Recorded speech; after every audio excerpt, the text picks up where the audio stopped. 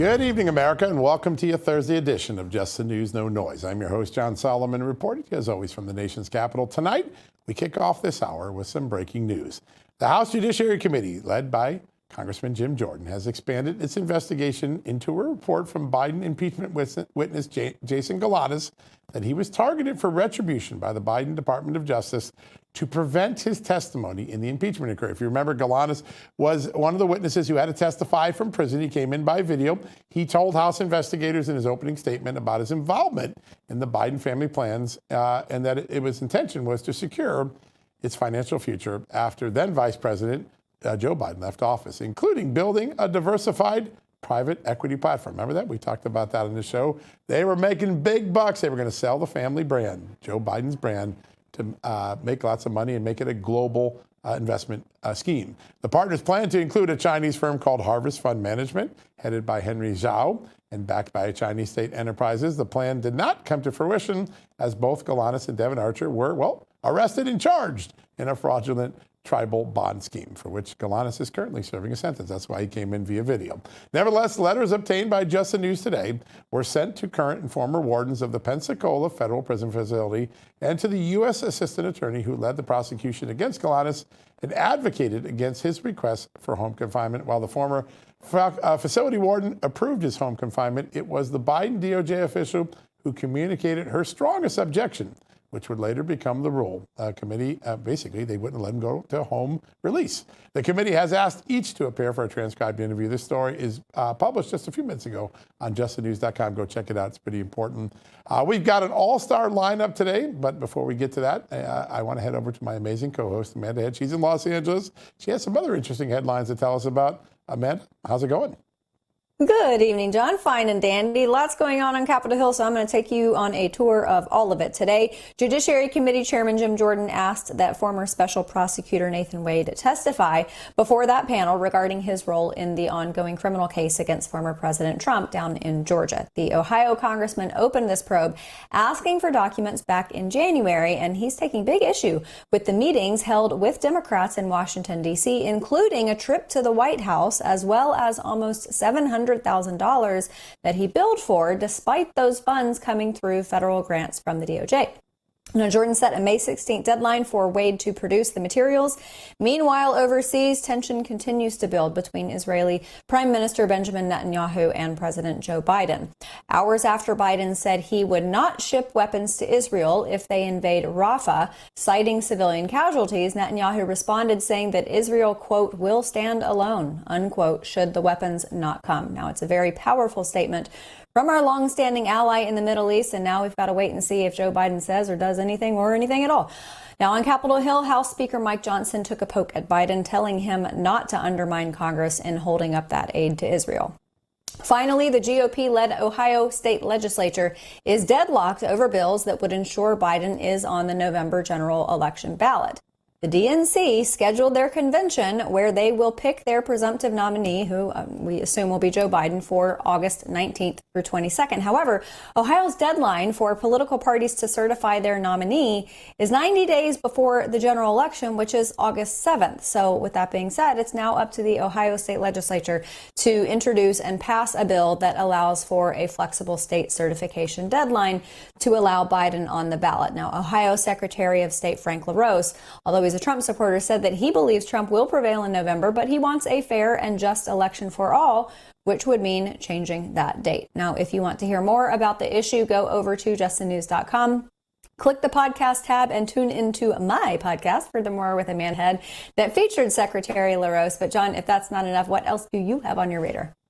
Well, Amanda, a lot is going on, and I'm looking forward to the conversation we have in just a few seconds. Congress has passed a significant amount of legislation that really start to address common sense issues in America, things that are going to make a difference at the border, things that are going to make a difference in energy. The people's business is starting to work its way through the House after some delays and friction. I think that's very exciting, and we're going to get a great update right now from one of my favorite guests, Congressman Babin from the great state of Texas. He joins us right now. Congressman, great to have you back on the show. Always good, John and Amanda, to be with you all. It is great to have you on the show. There's a lot of big things that happened this week. This is a very busy week in Congress. I want to start with one of those that go towards election integrity, and that is the passage yesterday. I think it's called the SAVE Act, Safeguard American Voter Eligibility. It requires proof of American citizenship if you're going to register and vote in a federal election. This is a very popular issue. 80-90% of Americans like this, but some states are trying to do the opposite. This could really be a big deal, right? This could throw the election when you've had the sheer numbers, John, of people coming over the border illegally. We think anywhere from 10 to maybe 12, 14 million people. If you just had just a few, 1 or 2%, you could actually throw this, if you let those people vote, you can throw this election and it would be decided by illegal aliens. And this is okay, apparently, for the Democrat Party. Yeah. So I wonder, Congressman, sorry, go ahead. It's just incredible to think that that the Democrat Party has, and they simply do not tell the truth. They'll look straight in your face and say, this has nothing to do with election. This has nothing to do with allowing people to vote. It has everything to do. Every bit of evidence that comes out, the very first bill that the Democrats offered was H.R. 1 back when Pelosi was the Speaker of the House, and that would have given foreign nationals and illegal aliens the right to vote. For heaven's sakes, they've already got the right to vote in the local elections in several states, including California right now, and they want to see them vote in federal elections throughout the land, and they want to try to federalize that. Well, the SAVE Act, thank goodness for Chip Roy and some good folks over in the Senate, Mike Lee. I'm 100% behind this bill. We have got, and it is Save America, and that's what it's going to do. If we can make sure that every vote that is cast is a legal citizen, bona fide, and every person that votes who is a bona fide citizen, that vote will be counted, because I'm not sure that happened in the last election. I think a lot of people share that skepticism. I want to dig in on this because I'm here in California. We have motor voters. So this, I assume, would trump that. Would it in effect nullify motor voter laws in states across the country? It would. It would supersede. It would supersede the states that simply want to close their eyes and even call you a racist for wanting for someone to approve that they're a legal citizen. It's the most blatant, in your face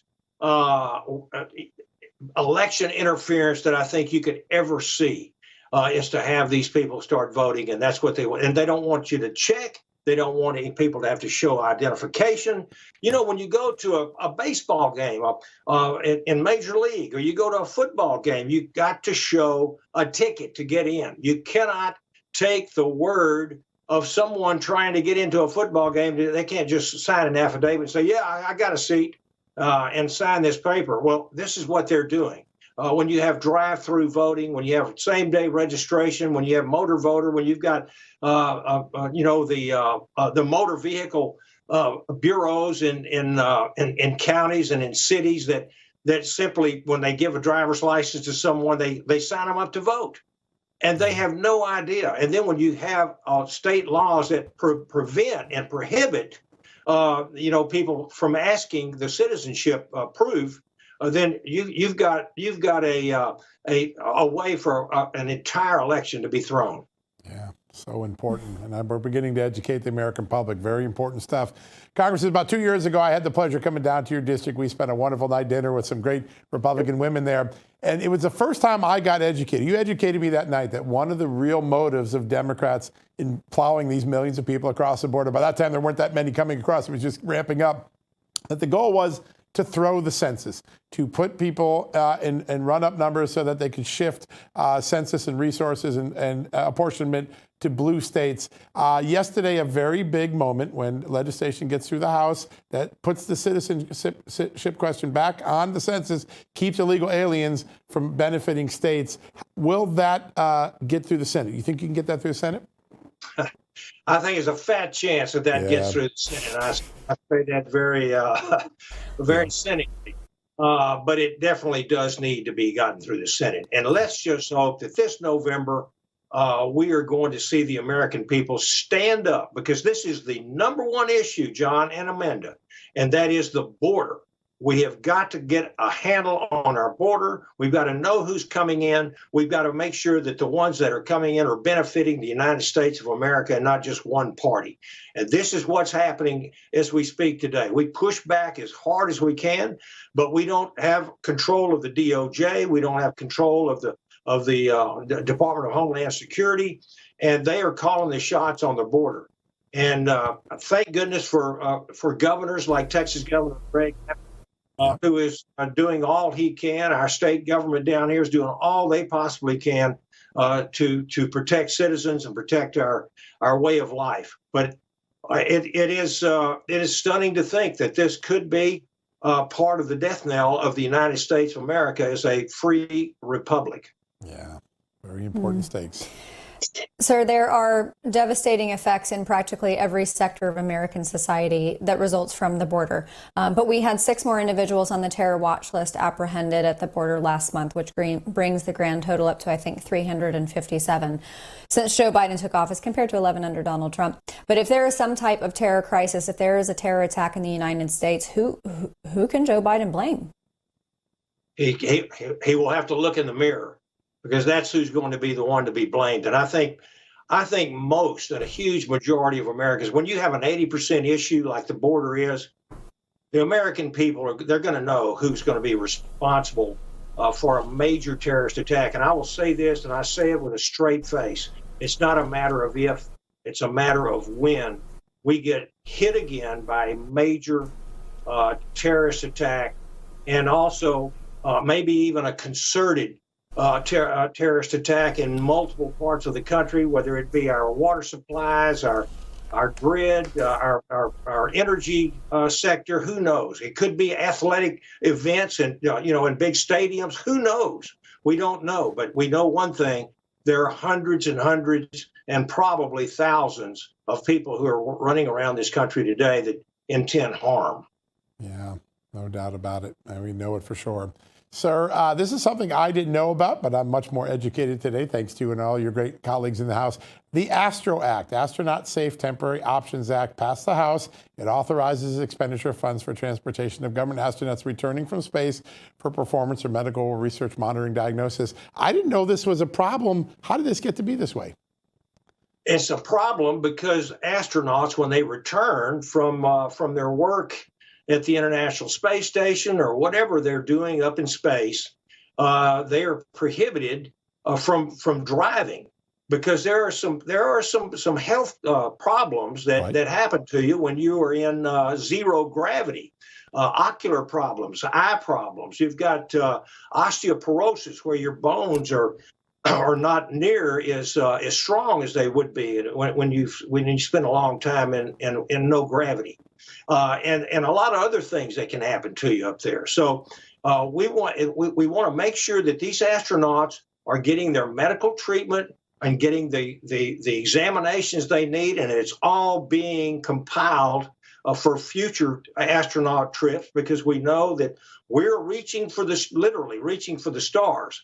We're going back with Artemis. We're going to be going back to the surface of the moon, and then from the moon we want to go to our nearest neighbor, Mars, and that would be a many-month journey to get there and a many-month journey to get back. So we need to have this information on medical results of being up there in zero gravity. They're in a lot of radiation. There's some things we've got to do before we start going to Mars. Well, we're going to do it though, and this act is what's going to help us to compile this information, to take these astronauts, to give them rides back and forth to their doctors, to the people who are studying this.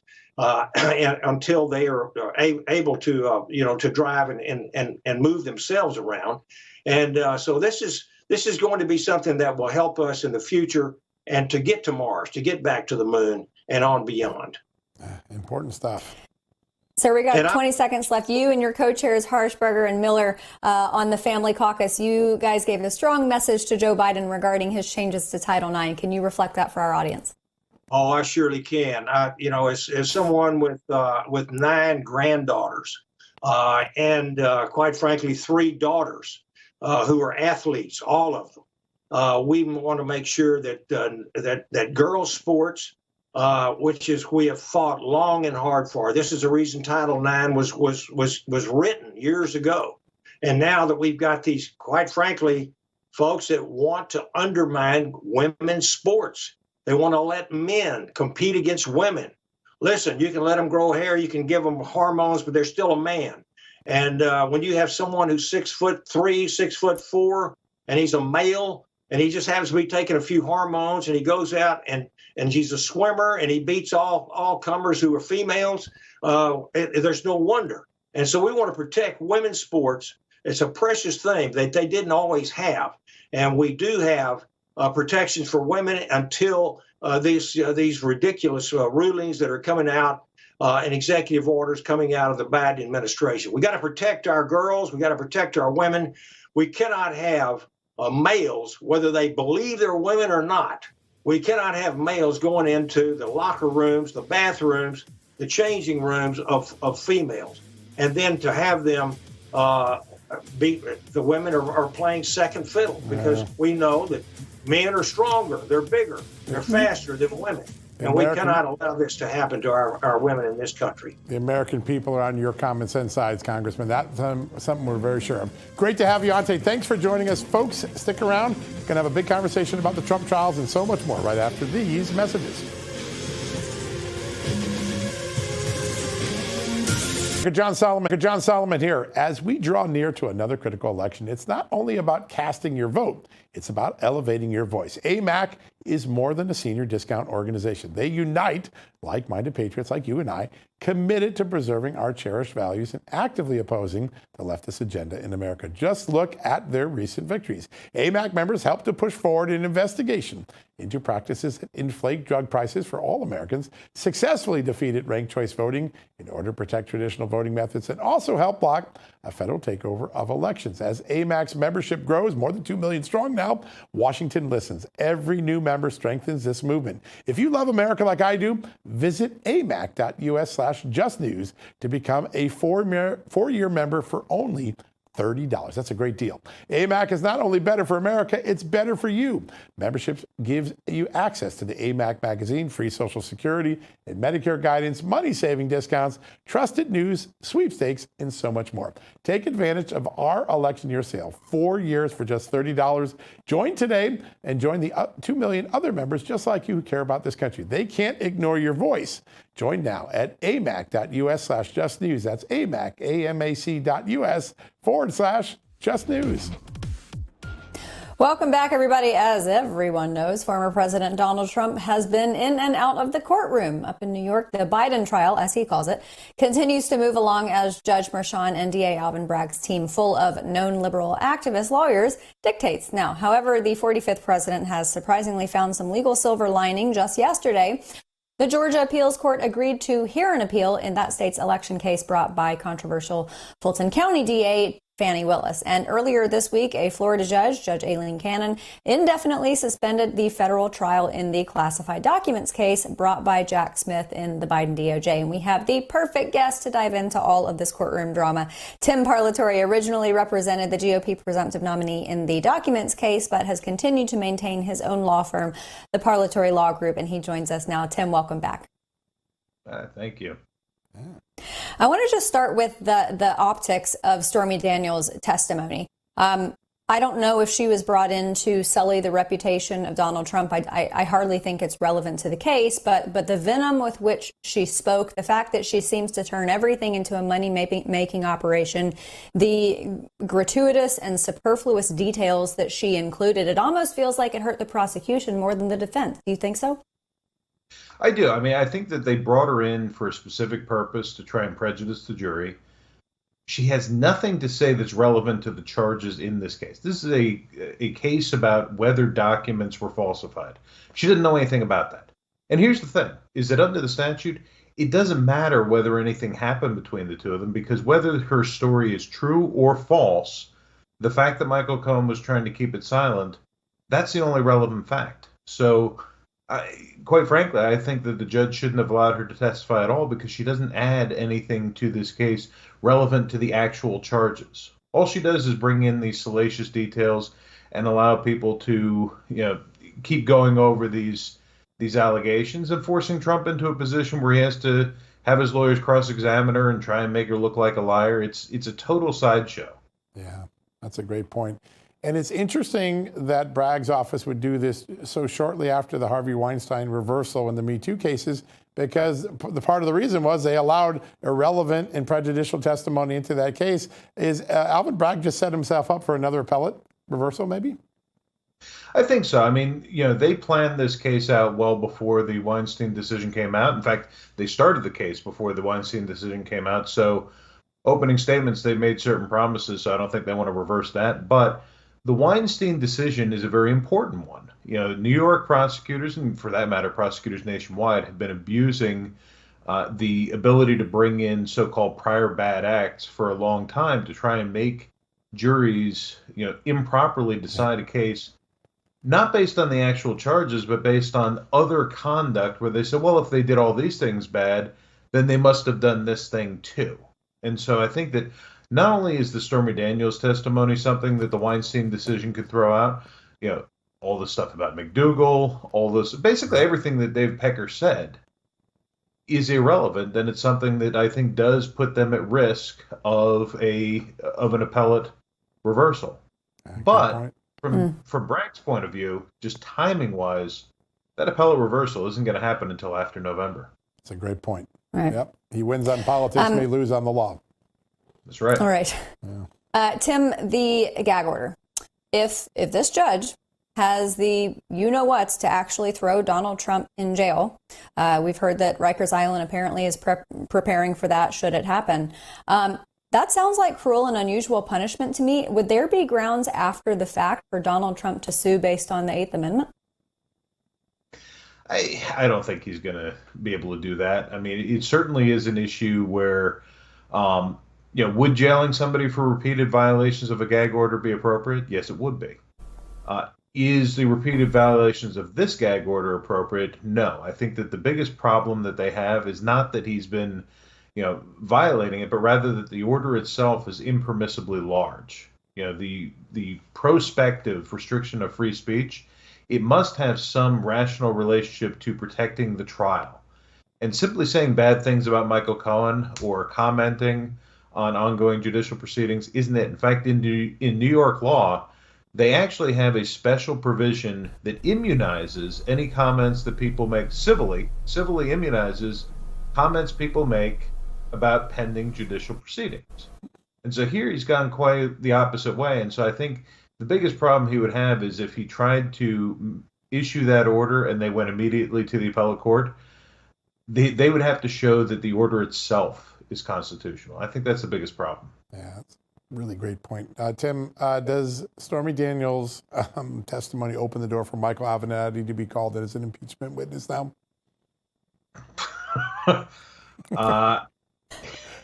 That's what I said the first time I thought it. Okay. Now, John, as you know, I've said this before. There's a difference between what you can do and what's a good idea to do. That's a good point. Does it open the door? Yes, it does. Is it a good idea to call Michael Avenatti? Probably not. Yeah, I think that's probably right. Yeah. That's why you're such a good lawyer. And there he will announce his candidacy for president. I wanted to ask you about what has now transpired down in Florida with that documents case being postponed. Does that feel like a fatal blow? What do you think the ultimate fate of this case will be? I think so. I mean, that's a case that from the beginning has been hopelessly infected by prosecutorial misconduct. I mean, when we were in that case, Jay Bratt, I feel that Jay Bratt is somebody who really ran roughshod over the law, the Constitution, to pursue Donald Trump in a way that nobody else would have done for any other defendant. And I think that that's really what you have here is it's now come out that they improperly messed with the documents. They destroyed the integrity of those boxes and the locations of where the documents were within. Now, that's the destruction of evidence. It's the destruction of exculpatory evidence. In any other case, that'd be the kind of thing that would form a basis of a motion to dismiss. And so I think that when you add that on top of, threats to Stan Woodward about, having a judgeship, or their misconduct in the grand jury, misconduct with me in the grand jury, I think it really does kind of paint the picture that, regardless of, the underlying merits of the documents, this is a case that was badly handled from the beginning, and there has to be some accountability for DOJ when they do engage in this kind of behavior. So it certainly has pushed it out well past the election, but I do think that it opens it up for this case to be resolved through a motion to dismiss for misconduct. Wow. Do you think that could happen before the election? Is there enough in the record now that what went on with you at the grand jury, what happened with Woodward, what happened in the handling of evidence, other things? Is that a possibility? Oh, sure. I mean, there's plenty in the record already. In fact, I'm surprised that they haven't filed it yet. I mean, that was one of those things that Jim Trusty and I were talking about, prepping up to file almost immediately after the indictment. Yeah. So, a lot of that stuff is already in the record. Will it be fully litigated and decided before the election? It could. Yeah. It could. A lot of that just depends on what type of schedule the president's lawyers choose to pursue. Yeah, great point. Yeah, Tim, before we let you go, I mean, it certainly seems like the New York case is the only one that will see the light of a courtroom before the election. How much longer do you expect it to draw out? Because it seems like they're behind schedule, maybe on purpose. Well, they originally said it was going to be about an 8-week trial, and now it seems like they're going to be, 4, maybe 5 weeks. Trial estimates are notoriously inaccurate. They always either go much longer or much shorter. And a lot of it just depends on how things go. They go longer because they don't account for the defense case. They don't account for cross-examination. They go shorter because halfway through the case, they realize, based on the performance of some of their witnesses, they don't want to call the rest of the witnesses. So I don't think that you could really say it's ahead of schedule, behind schedule, or anything like that. Just trying to predict the length of a trial is like tarot card reading. I'll just say one thing, because we've worked with each other for a long time. The trial predictions may be notoriously inaccurate, but your legal judgments have always been famously accurate. And we're very lucky. You've helped us so many times over the years, Tim, to stay on the straight and narrow. We're really appreciative of that. But if I'm right, you both owe me money. What? Tim, we always appreciate having you on the show, and we appreciate your perspective on all of these cases, and we'll have you back on again very soon. All right, you don't want to go anywhere, because when we come back, the founder and chairman of the American Conservation Coalition is going to be here to talk about his conservation and his new book, The Conservative Environmentalist. So we're going to be right back after these messages.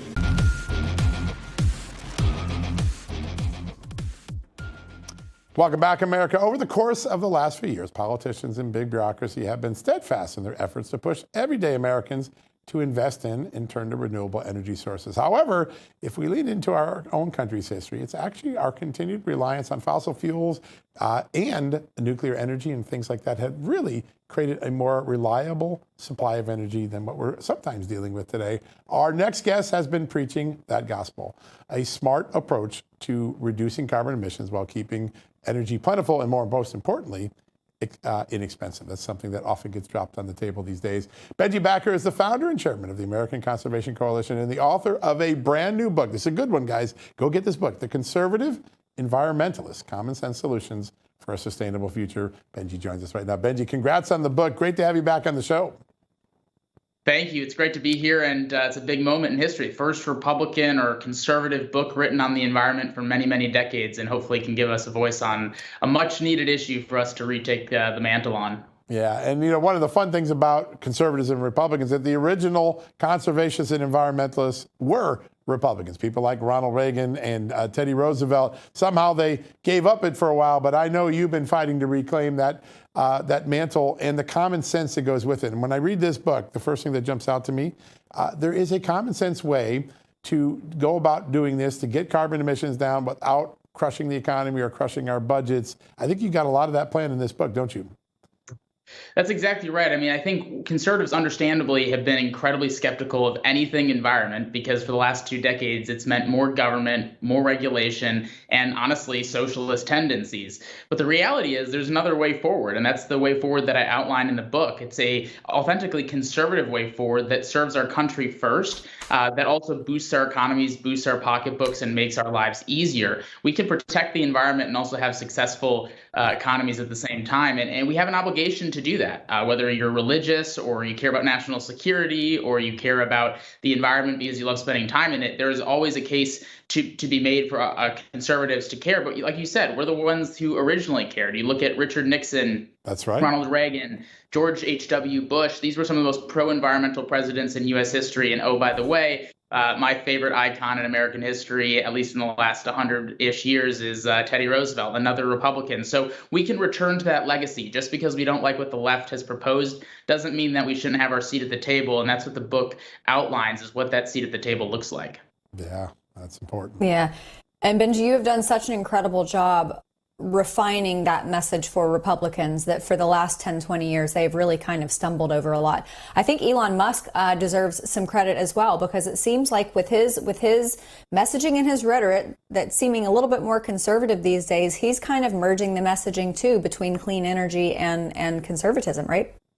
That's exactly right. I mean, he's a perfect example of what American entrepreneurship and ingenuity can do. While the rest of the government was trying to push EVs down our throats and put mandates and regulations out there, Elon Musk was the one creating the next generation of electric vehicles on his own. He actually talks about how the mandates and the regulations and the incentives didn't really help him that much. It was mostly his own innovation. And you can actually see that with something that the liberal side of the aisle loves to champion, which is the Toyota Prius. The Toyota Prius, similar to Elon Musk, came out of a free market, an economic development argument that people in Japan were having about, hey, what if people wanted a little bit more fuel efficiency? And what if they could save money at the gas tank and also drive a great car? And that's where the Toyota Prius came from. At the same time, America was trying to mandate cleaner vehicles, and we couldn't come up with it because mandates don't create answers. Innovation creates answers. And that's what Elon Musk provides. It's what, surprisingly to most conservatives, probably the Toyota Prius has provided. And instead of mandating that we have EVs, Elon Musk knows that we have to make it cost competitive and it has to be accessible for people's lives if people are ever going to adopt it. And we can't be telling people what they can and can't drive. Yeah, that's it. Let the market decide and then adapt the strategy to what the market wants.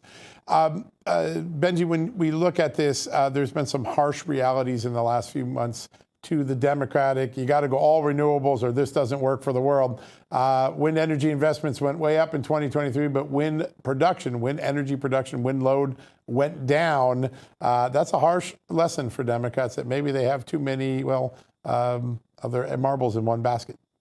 That's exactly right. They do have too many eggs in that basket. The reality is, and I think conservatives, again, are understandably very skeptical of renewables. There's a place for renewables in this country, and I want to start there because you look at China and they're producing 90% of the world's wind power and solar power. We cannot allow them to continue doing that. And the world is moving towards embracing renewables, even if they aren't as efficient or successful as we probably would have liked them to be. So we still need to pursue supporting those mechanisms, but that's only going to be, some small percentage. It's not going to. It's going to be a minority percentage of the energy production in the United States. And to pretend that it's going to be 100% renewables, like California has tried to do, is not just bad for the environment, which I talk about in the book, why that's actually bad for the environment, but it's also incredibly damaging to people's livelihoods. You look at California's energy prices, they're somewhat, sometimes triple what they are in other parts of the country, solely because they are importing fossil fuels from other countries that are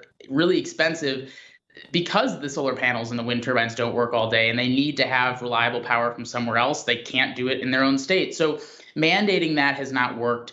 And putting all your eggs in that basket do not work. We need natural gas. We need nuclear. We need hydropower. Geothermal energy is a really cool technology that's coming up through the ranks, and who knows if that'll work out.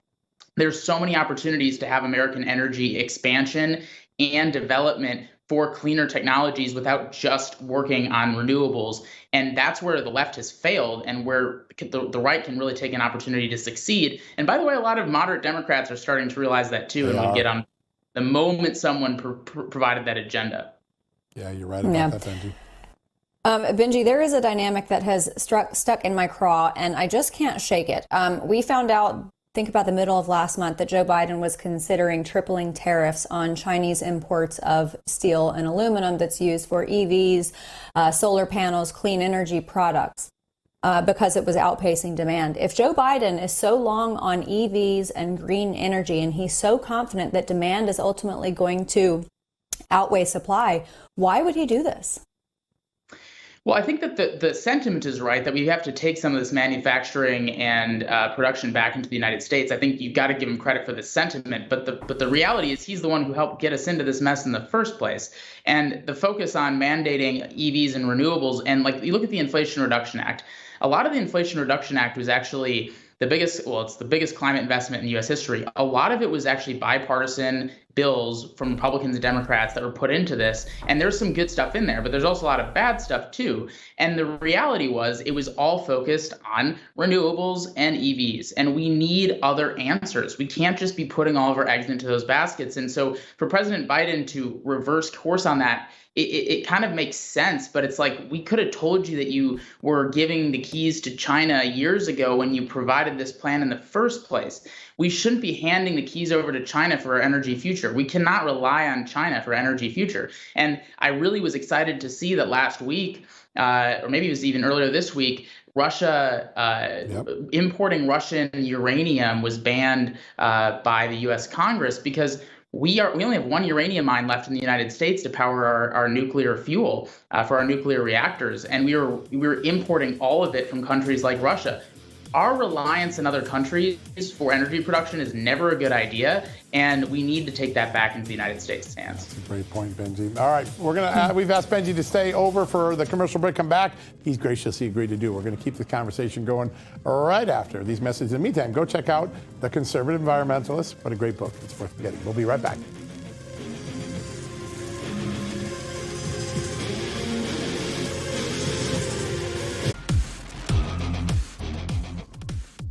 Welcome back once again. John and I are rejoined here by Benji Backer, the author of his new book, The Conservative Environmentalist: Common Sense Solutions for a Sustainable Future. Benji, thanks so much for staying over this commercial break. It's a very important conversation. I want to start off with something that I guess kind of seems like hypocrisy, because anecdotally here in California, we've got the windmills out near Palm Springs and Cabazon. You've got the solar panel installation in Joshua Tree, and there's a lot of natural beauty that ends up being destroyed. Not only natural beauty, but animals as well. And I'm just wondering where the environmentalists are, because if efficiency outweighed the footprint, that would be one thing. But it doesn't with respect to this, does it?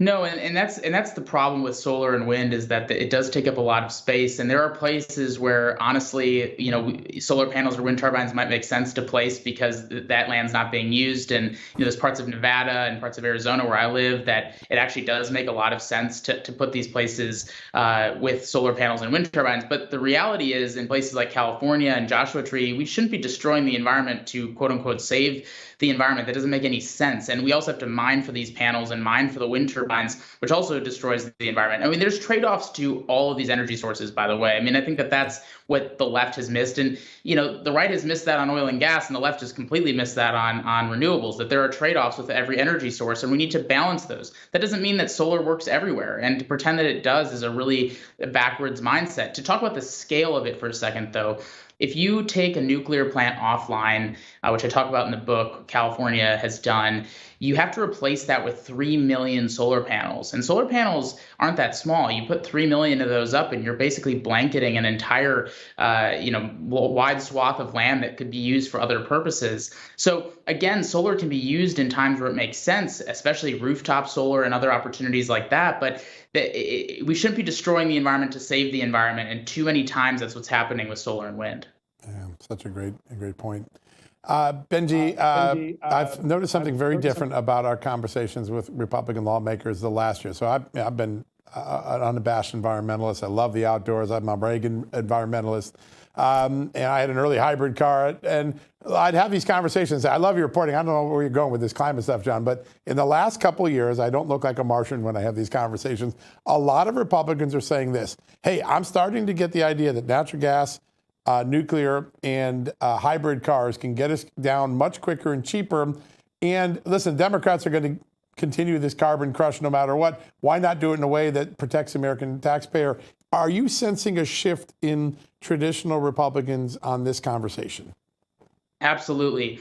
I think finally they're starting to find this middle ground, this third way that I was talking about. And, we don't need to deny that these problems exist or pursue really radical solutions. There's this way forward that includes natural gas and nuclear because they're 24/7 reliable power sources. They allow America to have energy dominance. They allow us to keep energy prices low for people. And nuclear is zero carbon, and natural gas is about 40% the carbon emissions of coal. America has led the world in reducing emissions because of our transition from coal to natural gas. And if you look around the world, a lot of countries, including India specifically, could really benefit from going from coal to natural gas. But unfortunately, they're going to continue to have their air pollution and their smog from coal and transportation in that country because people like Joe Biden aren't willing to talk to them about how to transition to natural gas because it's deemed bad. And now we finally see Republicans talking about this as an environmental solution, not just an energy solution, but also as an environmental solution.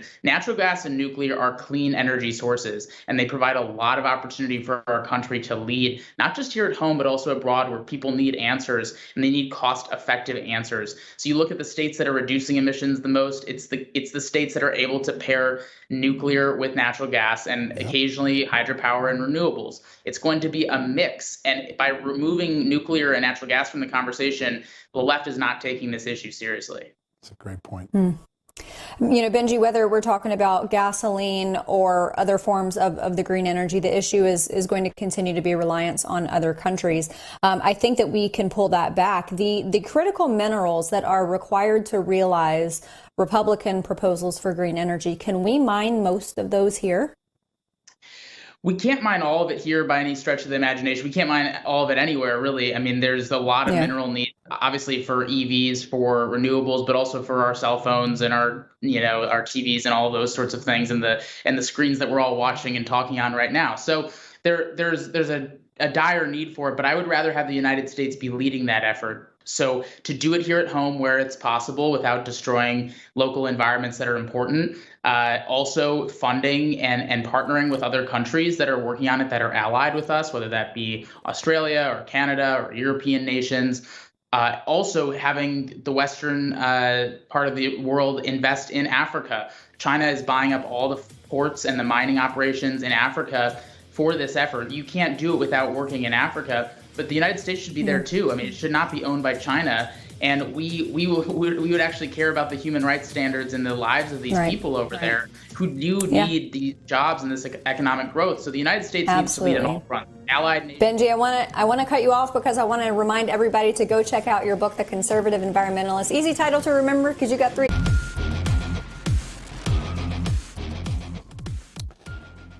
Welcome back, America. Another busy Thursday. I want to get to some great headlines with Amanda. But Amanda, just a little fun for a second. When I was a young guy, I used to love watching baseball games where the manager would get thrown out, ejected. There were some good ones in the old days. Billy Martin of the Yankees, Earl Weaver of the Baltimore Orioles. Oh, my God, they could throw temper tantrums. There was a little bit of an ejection in Congress. I think people are going to enjoy this. This is Congresswoman Virginia Fox. Take a look. Oh, we did think about it. I've got things to do. And why do you think anti-Semitism is a problem and not anti-Islamophobia?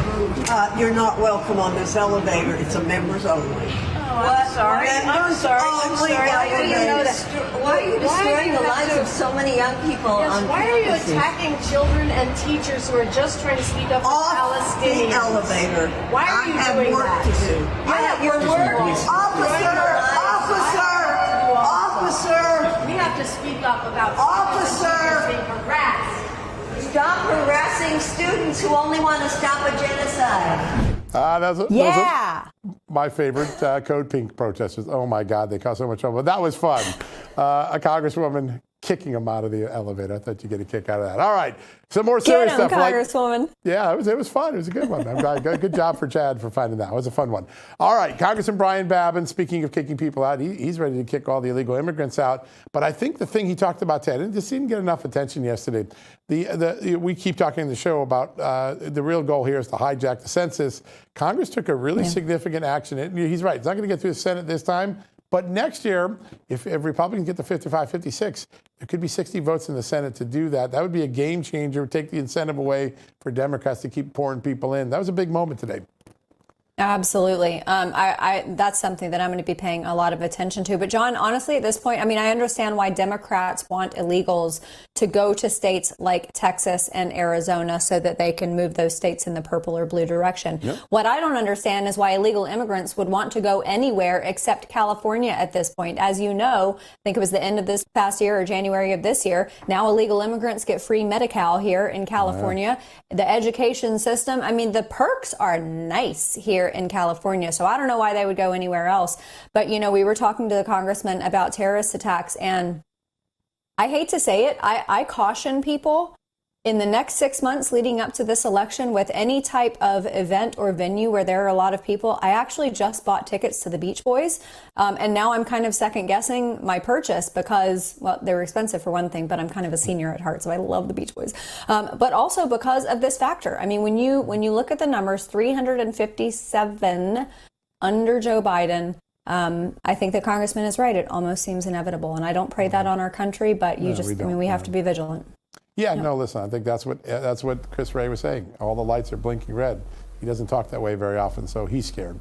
There was another great moment. I was thinking of you when I was listening to Benji Backer and thinking about the great nirvana that the left has created in your home state. And I was thinking it might be time soon to take up a collection just to get so you can pay gas for your next car trip because, man, oh man, what's happening in California with energy costs, whether it's utility, housing, or gas prices. When I was here a couple of weeks ago, well, wait a second, did I just see $5.59 up there? It's like $2 more than in Virginia. It's crazy. Are people getting fed up there? Is it starting to actually have an impact on the lefties who bought into the whole nirvana of the left thing? Yeah, look, it's not a tin cup, but it's a coffee mug that holds my makeup brushes and pens. But I might have to start rattling my cup to take up donations. We'll start a GoFundMe soon. Watch out. Yeah. I know. But something that Benji spoke about and something you have spoken about a lot is that, you know, the EV versus hybrids. I think that conversation is definitely going in the direction of a hybrid because what our audience didn't hear after we went to commercial break, Benji has a hybrid and he said he filled it up for the first time after driving 1,000 miles. John, I know that you are a hybrid owner and you swear by them. I've had a hybrid since 2003. I do it just because I want to be smart and it saves me money, gas, saves me commuting costs, but I also want to be friendly to the environment when it makes sense, right? When it doesn't bust the budget. And these hybrids are great. They've become I got a pickup truck and it gets 40 miles to the gallon, a Ford Maverick, 40 miles to the gallon. That's pretty good. And I'm not walking around looking for a 200-volt charger that will zap me or I have to wait 30 hours to get in line for. It's just a great way to do it. You can be smart and you save money on gas, too. I mean, how many people have a pickup truck that get 40 miles a gallon? It's a pretty good deal. There's just so many common sense things in Benji's book that I think Republicans are warming up to for the first time. Yeah. Absolutely. John, I want to throw you for a bit of a loop and ask your opinion on something with respect to Hunter Biden and his effort to dismiss those gun charges that was denied by the appeals court. I want to ask you about that with respect to his father, because it certainly, Joe Biden has said he would not pardon his son, but it seems like we're moving in the direction where that would be a very hard decision for him, and he might have to. Yeah, listen, I think there's still a lot of history to have to play out. You still have to get convicted before a pardon makes sense, right? So you got to go through those things. But listen, the courts are treating Hunter Biden like other defendants who have gun charges and tax evasion. And I think the big question, I'm going to put a big circle on people's calendar. We have to watch the next few months. The impeachment inquiry has been a little quiet publicly, but it's not quiet behind the scenes. James Comer, Jim Jordan are rocking a lot of important things right now, and people are going to learn about them in a month. But one of the big questions we're going to be left with is if there weren't loans, if Joe Biden didn't have loans and all that money that came in that's marked a loan was really income, he could have a tax problem himself, and he could look a little bit like his son. That would be a devastating blow if that were to be confirmed before the election. Again, it's not confirmed yet, but they're working in that direction. Imagine if Joe Biden had a tax problem.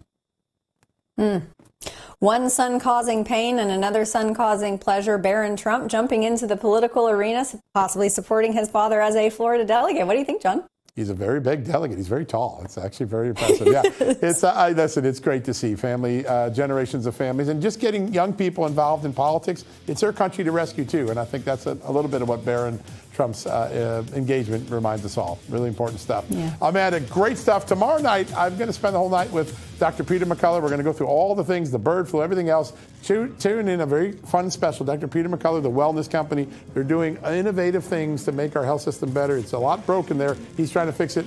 In tomorrow night. Until then, Grant Stinchfield will take you through the next hour.